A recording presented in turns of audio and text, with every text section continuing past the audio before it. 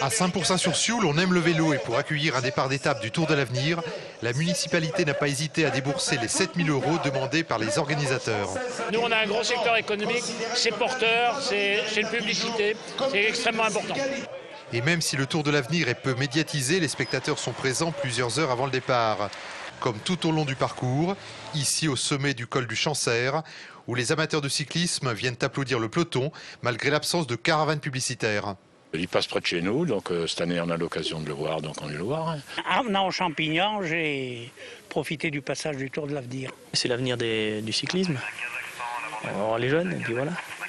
Une étape de montagne animée dont l'arrivée est jugée pour la première fois au col du Béal.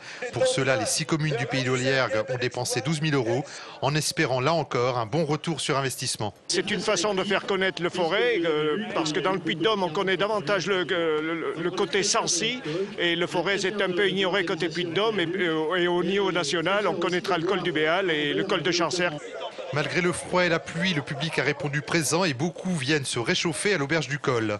Ça m'apporte du monde et beaucoup de travail. Et du travail surtout, essentiellement. Une arrivée remportée par un coureur belge commenté par Daniel Manjas, le speaker officiel du Tour de France.